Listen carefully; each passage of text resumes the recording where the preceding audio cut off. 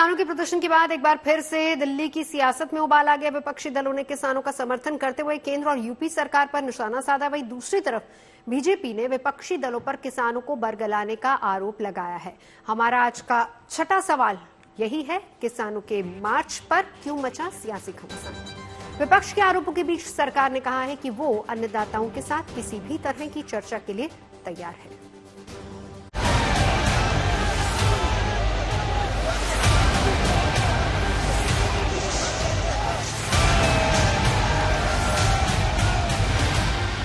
नोएडा के किसान अपनी मांगों को लेकर दिल्ली कूच करना चाहते हैं।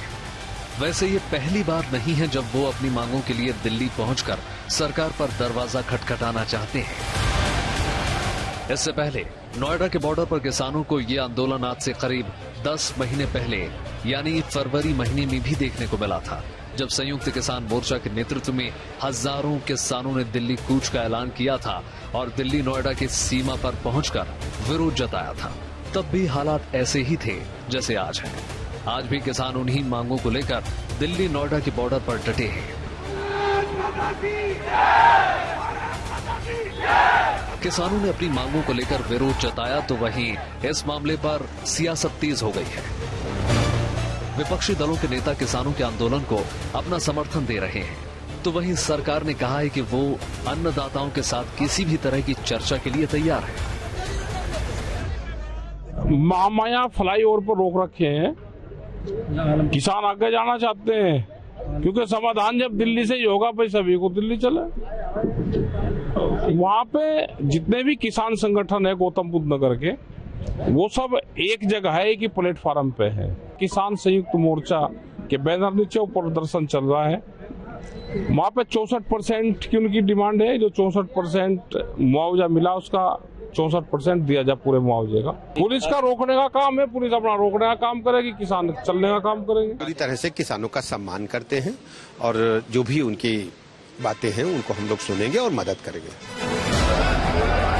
सड़कों पर किसान आंदोलन के पीछे बीजेपी नेता विपक्षी दलों की साजिश बता रहे हैं। बीजेपी नेताओं का कहना है कि विपक्ष किसानों के कंधे पर बंदूक रखकर चला रही है।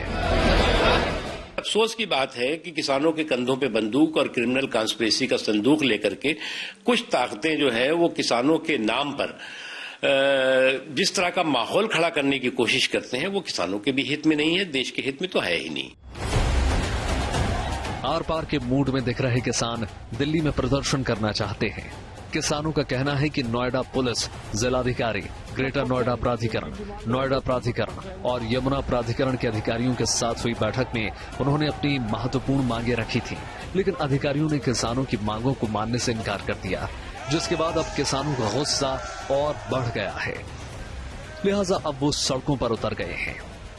विपक्षी दल किसानों के मुद्दे पर सरकार को घेर रहे हैं, तो सरकार कह रही है कि किसानों की बात को न केवल सुना जाएगा बल्कि किसानों की समस्याओं का समाधान भी होगा। हम लोग चाहते सदन चले और पहले दिन से मांग कर रहे हैं कि संबल पे चर्चा करा के सदन को सुचारू रूप से चलाइए, लेकिन कहीं ना कहीं महसूस ऐसा हो रहा है सत्ता पक्ष लोग ही सदन को नहीं चलाना चाहते थे, क्योंकि अब किसानों के भी आंदोलन चालू है, किसान भी हमारी प्राथमिकता में और इस पर भी चर्चा हम जरूर चाहेंगे। ये सरकार पूरी तरीके से किसानों की बात सुनने के लिए, उनसे बातचीत करने के लिए तैयार है, पर ये बार बार इस तरीके से मार्च करना, ये करना, पिछली बार भी जिन कानूनों पर उनको ऐतराज था, सरकार ने बिना किसी शर्त के, बिना किसी उसकी उनको विड्रॉ करने का काम किया।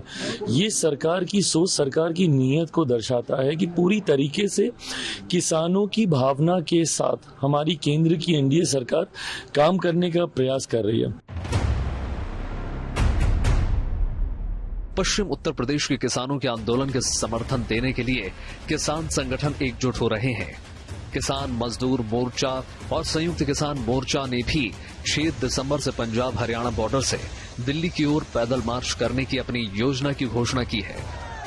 ऐसे में सरकार ने इस मामले को समय से सुलझाने की पहल नहीं की तो एक बार फिर से किसान सड़कों पर उतर सकते हैं। दिल्ली से अनमोल बाली के साथ अरविंद ओझा, गुड न्यूज टुडे।